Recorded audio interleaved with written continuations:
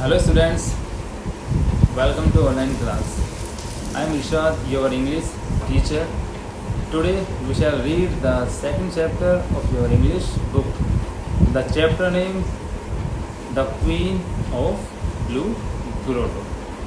The Queen of Blue Grotto का मतलब होता है ब्लू ग्रोटो यहाँ पर दिखाता है एक महल को, यानी नीले महल की एक रानी।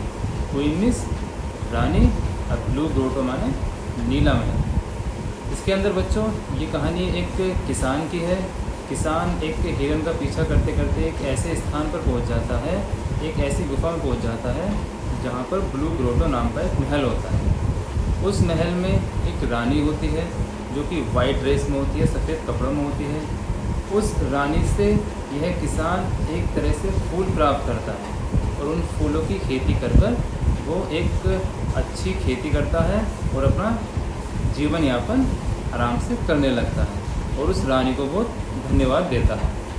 Now let's start the chapter. Once upon a time there lived a poor peasant with his wife and children in a valley at the foot of snow-capped mountain. His name was Hans. He had only a few sheep and a small piece of a land as his possession. दोबारा समझते हैं इसे हम। Once upon a time, एक समय की बात है। There lived a poor peasant. Peasant का मतलब होता है किसान। एक समय की बात है, एक गरीब किसान with his wife and children अपने बच्चों और पत्नी के साथ रहता था। In a valley the foot of the snow-capped mountain, यानी एक घाटी थी जो पर्वतों से घिरी हुई थी। His name was Hans. उस किसान का नाम हंस था। He had only a few sheep and a small piece of land as his possessions. उसके पास कुछ भेड़ थी और एक ज़मीन का टुकड़ा था जो उसके अधिकार में था। नेक्स्ट स्टेंजा देखते हैं। Hans often drove his sheep to pasture up the mountain side. He was a skillful marksman. He always carried his crossbow with him to protect the sheep. Once in a while, Hans would shoot a deer. The deer meat would serve as food for his family for many days. इसे दोबारा समझते हैं हम। Hans often drove his sheep to pasture up the mountain side. यानी हंस जो था अक्सर अपने जो भेड़ थे उन्हें पर्वतों पर चराने के लिए ले जाया करता था। पास्चर का मतलब होता है चारागाह, यानी घास के मैदान जहाँ पर वो अपने भेड़ों को चराने के लिए ले जाया करता था। He was a skillful माने कुशल। मार्क्समैन का मतलब होता है निशानेबाज, यानी वह एक कुशल निशानेबाज था, एक अच्छा निशानेबाज था। He always carried his crossbow with him. वह हमेशा अपने साथ एक धनुष बाण रखता था। To protect the sheep, यानी अपनी भेड़ों की रक्षा करने के लिए। Once in a while, Hans would shoot a deer. एक बार जब वो किसान हिरन का शिकार करता था, The deer meat would serve as food for his family for many days. तो वो हिरन उसके परिवार के लिए खाने में प्रयोग होती थी काफ़ी दिनों तक। मीन्स जिस हिरन का उसने शिकार किया उस हिरन का गोश्त वो अपनी फैमिली में खाने के रूप में प्रयोग करते थे काफ़ी दिनों तक। अब आगे चलते हैं हम।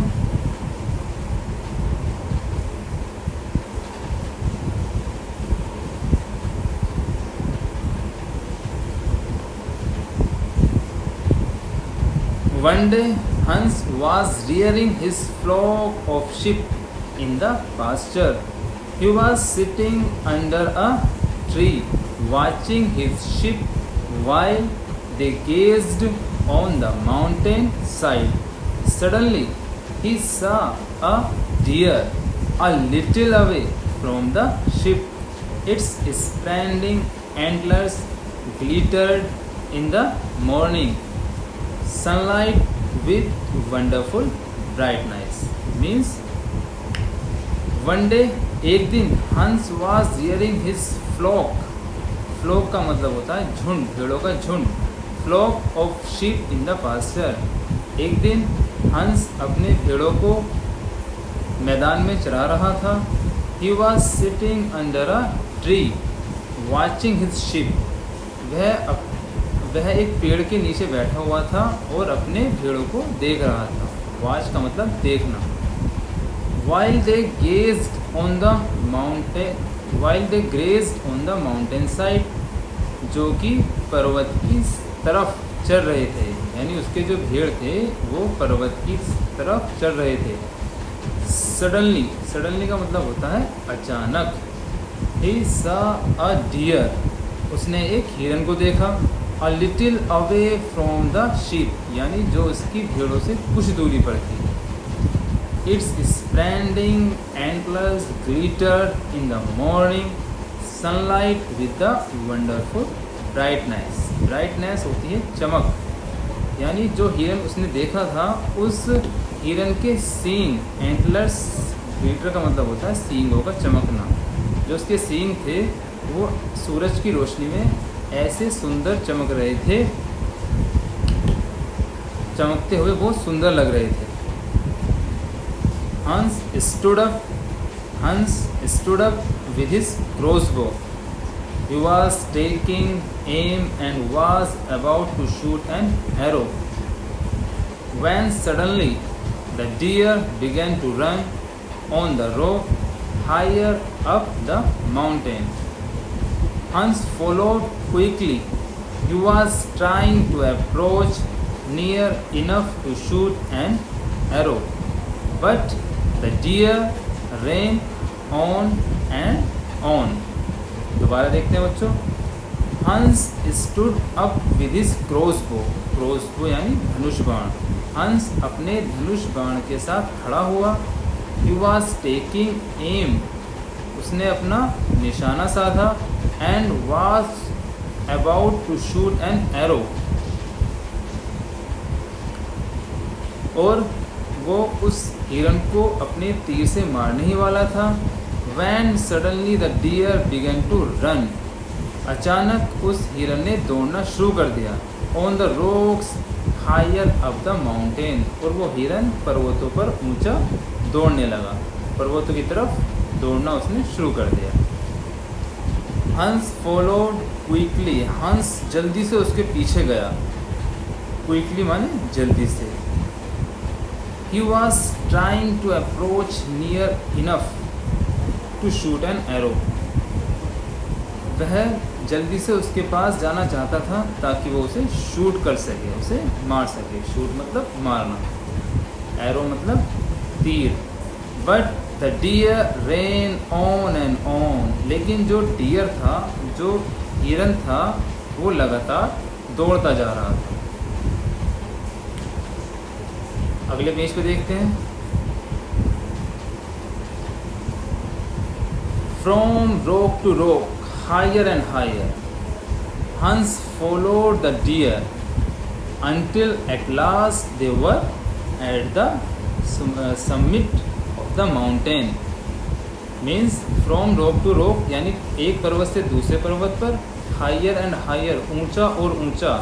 Hans followed the deer. हंस लगातार उसके पीछे दौड़ रहा था. Until at last they were at the summit of the mountain. यानी वो जब तक दौड़ता रहा जब तक वो पर्वत की चोटी पर नहीं पहुंच गया. summit का मतलब होता है पर्वत की चोटी. They sped over the snow until the deer disappeared in the blue grotto वे दौड़ते रहे, लगातार दौड़ते रहे जब तक वो हिरन गायब नहीं हो गया और वो एक ब्लू ग्रोटो नामक महल में नहीं पहुंच गया जब तक वो दौड़ते रहे। हंस फॉलोड मोर स्लोली।